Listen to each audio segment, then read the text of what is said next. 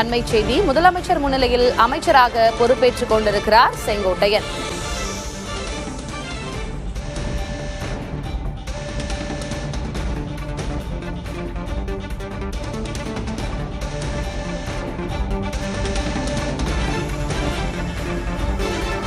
முதலமைச்சர் விஜய் முன்னிலையில் நிதித்துறை அமைச்சராக பொறுப்பேற்றுக் கொண்டிருக்கிறார் செங்கோட்டையன். அண்மை செய்தியாக பார்க்கிறோம். தலைமைச் செயலகத்தில் முதலமைச்சர் விஜய் முன்னிலையில் அமைச்சராக பொறுப்பேற்றுக் கொண்டிருக்கிறார் செங்கோட்டையன்.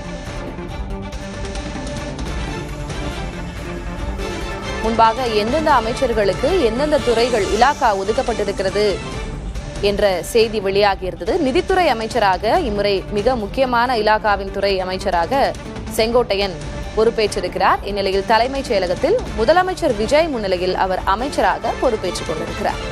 முதலமைச்சர் விஜயிடம் அவர் வாழ்த்து பெற்ற காட்சியையும் பார்க்கிறோம்.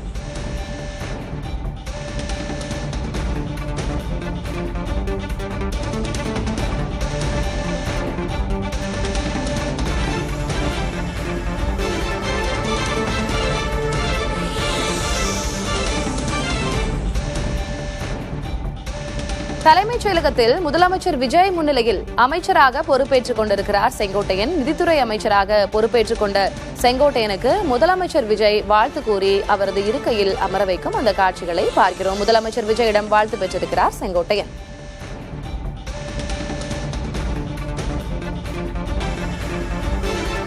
முதலமைச்சர் விஜய் முன்னிலையில் நிதித்துறை அமைச்சராக பொறுப்பேற்றுக் கொண்டிருக்கிறார் செங்கோட்டையன். அண்மை செய்தியாக பார்க்கிறோம். தலைமைச் செயலகத்தில் முதலமைச்சர் விஜய் முன்னிலையில் அமைச்சராக பொறுப்பேற்றுக் கொண்டிருக்கிறார் செங்கோட்டையன்.